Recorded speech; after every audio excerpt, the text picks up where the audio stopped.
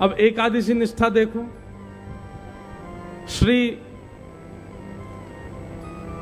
नामदेव जी महाराज ऐसी एकादशी रखते थे।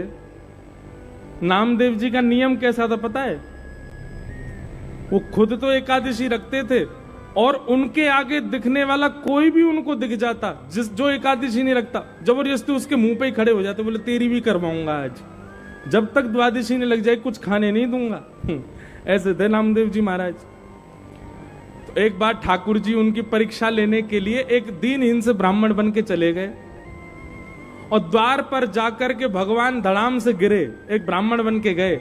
नामदेव जी दौड़ कर गए, ओहो ब्राह्मण देवता है, ब्राह्मण देवता, भगवान क्या हो गया? जल्दी उनको बैठाया, चरण मलने लगे।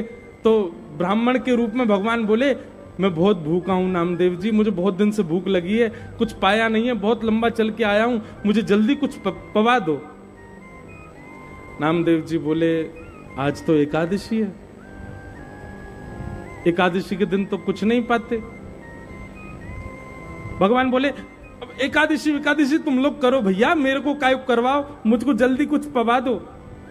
नामदेव जी बोले, क्षमा करें, आप चाहो तो दूध पी लीजिए, आप चाहो तो केला खा लो, आप चाहो तो सेब खा लो, फल खा लो, पर अन्न नहीं। ब्राह्मण बोला, मुझे तो अन्न की भूख है। अरे भैया रोटी खवाओ, सब्जी खवाओ, चावल खवाओ। बोले, माफ करना भगवान, आज तो एकादशी, आज नहीं पवा सकता। ठाकुर जी बोलने लगे, मेरे प्राण निकल जाएंगे, अगर मुझे अन्न नहीं खवाया तो मेरे अभी प्राण निकल जाएंगे। नामदेव जी बोले, बहुत अच्छा, प्राण निकल जाए तो एकादशी के दिन प्राण निकलेंगे, सीधे वैकुंठ ही जाओगे, लेकिन अन्न नहीं मिलेगा आपको खाने को। पड़ोसी इकट्ठे हो गए वहां पे, पड़ोसी इकट्ठे होकर के सब कहने लगे, अरे नामदेव तुम एकादशी करो, अपने परिवार से करवाओ, वो बेचारे ब्राह्मण को क्यों मार रहे हो? नामदेव जी बोले, क्षमा करना, आज मैं इनको करने नहीं दूंगा, आज तो इनको एकादशी होके रहेगी इनकी। कोई पड़ोसी आया, ब्राह्मण का हाथ पकड़े, आप मेरे घर चलो, मैं आपको रोटी पवाऊंगा। नामदेव जी चरणों में गिर गए, बोले, जाने भी नहीं दूंगा। अब मुझे पता चल गया है कि ये अन्न खाएंगे तो मेरी एकादशी भी टूटेगी, मैं इनको भी नहीं खाने दूंगा। भगवान इस स्थिति तक में पहुंच गए, बोले कि मेरे प्राण निकलने वाले हैं, मैं बस अंतिम श्वास आ ही रही है, मेरे प्राण निकल ही जाएंगे, नामदेव मुझे कुछ खिला दो। बोले, भैया सब बैठ के भजन करो, आप सीधे वैकुंठ जाना, हाँ आज एकादशी है। पानी को मना नहीं कर रहे हैं, दूध पी लीजिए, केला खा लीजिए, सेब खा, फल खा लो, पर अन्न नहीं।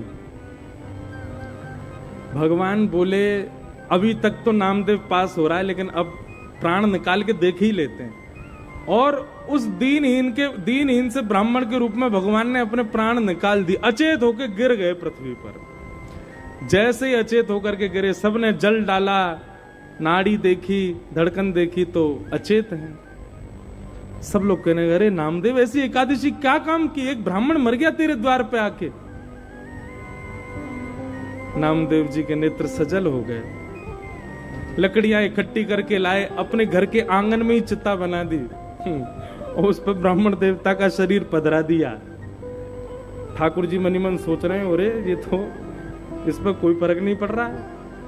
लेकिन अंत तो गत्वा नामदेव जी बोले, भैया मेरी वजह से एक ब्राह्मण ने एकादशी के दिन प्राण त्यागे, इसलिए मैं भी इनके साथ जीवित समाधि लूंगा। और नामदेव जी भी चिता पर बैठ गए। जैसे ही अग्नि प्रज्वलित करी महाराज, तुरंत ब्राह्मण के रूप में श्री पंडरीनाथ भगवान प्रकट हो गए। प्रकट होकर के नामदेव जी को हृदय से लगा लिया और हृदय से लगा के बोले, मैं तो परीक्षा ले रहा था तुम्हारी एकादशी निष्ठा की। एक बात बहुत ध्यान से सुनिएगा बंधुओं, एक होता है कट्टरपंथी होना और एक होता है निष्ठावान होना। दोनों में अच्छा क्या है बताओ? निष्ठावान। निष्ठा होना, उसको कट्टरपंथी नहीं कहते। जैसे कई लोग अपने नियम के प्रति बड़े कट्टर होते हैं और वो अपनी कट्टरता में नामदेव जी जैसे बन जाते हैं। नामदेव जी कट्टर थे एकादशी के प्रति, पर उनकी कट्टरता कैसी थी? दूध पी लीजिए, चरणों में गिर गिर के कह रहे हैं आप फल पा लीजिए, बड़ी प्रसन्न मुद्रा में कह रहे हैं, कोई जबरदस्ती क्रोध में नहीं भर गए कि भाई ये नियम तोड़ दिया, तुमको पाप लगेगा, नरक जाना पड़ेगा, ये नरक जाना पड़ेगा, पाप लगेगा, ऐसा हो जाएगा। ये कट्टर लोग बोलते हैं। निष्ठावान व्यक्ति तो चरण में गिर करके कैसे भी नियम का पालन करवाएगा। निष्ठावान बनिए अपनी परंपरा के लिए, अपने हिंदू वैदिक सनातन धर्म के लिए, अपने जिस गुरु परंपरा में हो उसके लिए निष्ठावान रहो, कट्टरवान नहीं कि जबरदस्ती किसी को पकड़ करके आप उसके लिए वो करवाओ और उसको गुमराह करके, उसको अनर्गल बातें बता करके उसके पंथ से उसको दूषित कर दो। ये कट्टरपंथी होना तो महापाप है। आजकल कई जगह हो रहा है, पंजाब में भी हो रहा है। उनके स्वयं के धर्म का रूप तो बहुत गंदा दिखा देते हैं और फिर दूसरा बहुत अच्छा दिखाते हैं। इस तरफ आ जाओ, ये बहुत अच्छा है। बोले भाले लोग धन के लोभ में, आदि आदि लोभ में अपने उसको छोड़ के चले जाते हैं। इस प्रकार की क्रिया करने वाले लोगों के लिए नरक में बैठे हैं यमराज जी। निष्ठावान रहो। कट्टरपंथी ने, निष्ठावान व्यक्ति चरण में पड़ा रहेगा, अपने निष्ठा का पालन करेगा, किसी अन्य से करवाने का प्रयास अगर उसकी इच्छा होगी तो करवाएगा, नहीं तो नहीं। निष्ठावान बनो अपने धर्म के प्रति, गुरु के प्रति, अपने भावों के प्रति, कट्टर नहीं। तो 3 निष्ठा जीवन में लाइए, नाम जप, तुलसी और एकादशी। 3 निष्ठाओं का पालन करो। और अब यहां से आगे भागवत में रास पंचाध्याय शुरू होता है। सब लोग बिल्कुल मेरुदंड सीधा करके बैठो अपना और बहुत ध्यान पूर्वक सुनिएगा। देखो कैसे सब सो गए थे, मानो ऐसा लगा फसल सो गई थी, खड़ी हो गई फिर से। बोलो वृंदावन बिहारी लाल की। अब हम रास की कथा में प्रवेश कर रहे हैं। रास पर भी बहुत प्रश्न चिन्ह उठाते हैं लोग। भगवान ने रास विहार किया महाराज, इतनी सारी गोपियों के संग किया, हम 2-4 के संग ही करके देख लें। व्यक्ति कितना कितना कितना नीच हो जाता है कई बार। मतलब भगवान की लीलाओं से तुलना करके अपने सुख को भोगना चाहता है। महादेव भी तो पी लेते थे, हम भी भांग पी लिया करें तो क्या हो जाएगा। कहां लिखा महादेव ने भांग पी? हाँ, ये जरूर लिखा है कि महादेव ने विष पिया था।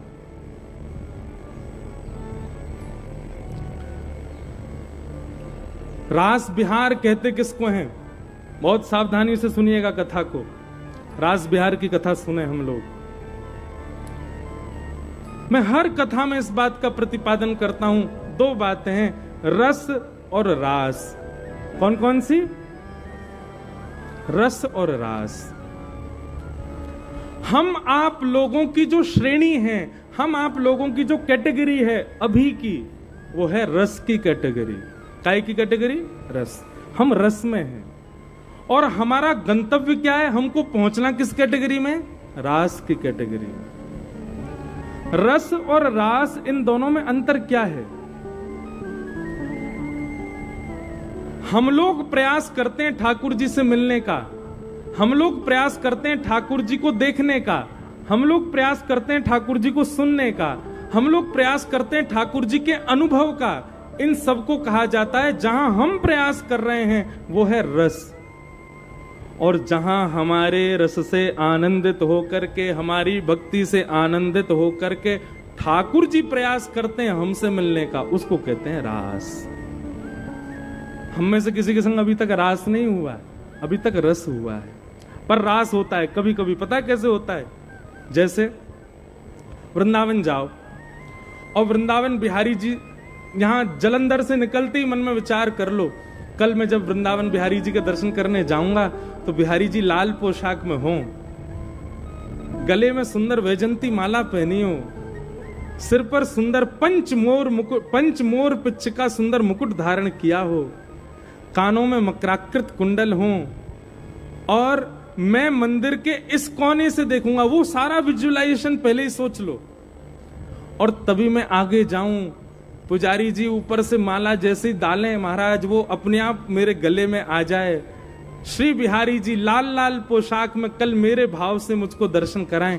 ये आप पहले ही विचार करके चले जाओ और फिर प्रतीक्षा करो। मंदिर में एक एक कदम जब आप भीतर प्रवेश करोगे तो जैसा आपने विचार किया वैसा अगर आपको दिख गया तो जाते ही आपने देखा कि श्री बिहारी जी लाल पोशाक में विराज रहे हैं, गले में बढ़िया वैजंती माला पहनी है, पंचमोर पिच्छ का मुकुट धारण किया है। आप एक कोने में खड़े हैं, वही कोना है जिससे आपने विचार किया था, वहीं से बिहारी जी दिख रहे हैं। तभी पुजारी जी ने आकर के सुंदर माला पधराई और वो माला आकर के गले में पड़ गई। अगर इतना सब कुछ हो गया ना तो समझ जाना आपके संग रास हुआ है। और लेकिन एक बात मेरी सुनो, कम से कम 10 बातें सोच के जाना। 10 की 10 पूरी हो गई तो फिर एक ही चीज होगी, क्या वहीं प्राण चले जाएंगे, फिर वापस नहीं आ पाओगे। 10 बात सोच के जाना, एक ही पूरी हो बस। क्योंकि अगर 10 पूरी हो गई, जैसा आपने विचार किया वैसा ही हो गया, तो ये समझ लो पूर्ण रास हो गया। और पूर्ण रास का मतलब ये हो गया महारास। महारास का मतलब है कि फिर आप वापस संसार में आ ही नहीं पाओगे, फिर तो आप बिहारी जी में विलीन हो जाओगे।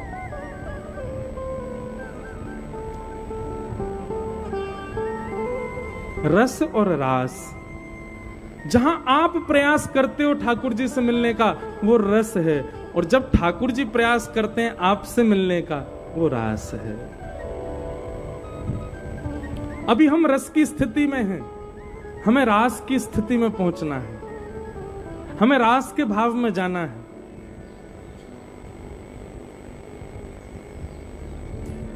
आहा,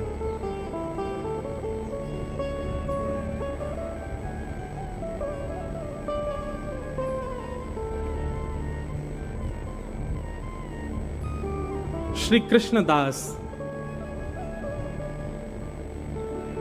भगवान के अष्ट सखाओं में एक सखा। कृष्णदास जी का ऐसा स्वभाव स्वरूप था कि इनको कोई भी चीज अच्छी लगती थी तो मन में भाव आता था कि ये मेरे ठाकुर जी को मिलनी चाहिए। एक बार आपको कहीं जलेबी बनती हुई बढ़िया लग गई, और जलेबी बनती हुई देख के आपने मन में विचार किया कि ये तो ठाकुर जी की सेवा में जानी चाहिए।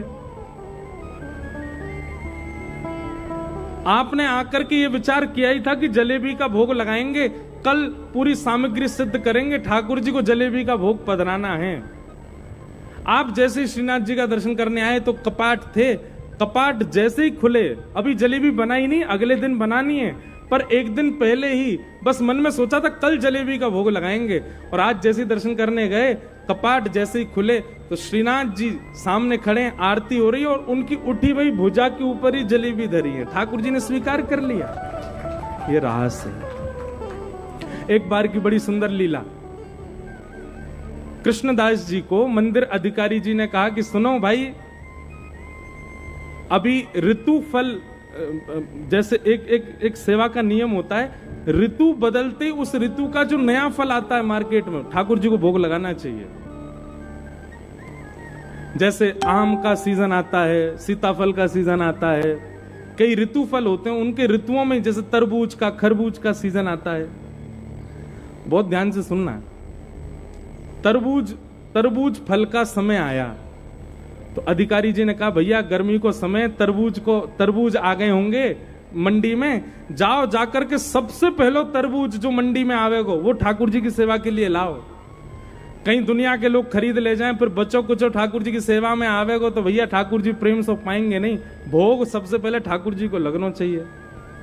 तो कृष्णदास जी सुबह ही सुबह दौड़ करके मंडी पहुंच गए। बहुत ध्यान से सुनिए।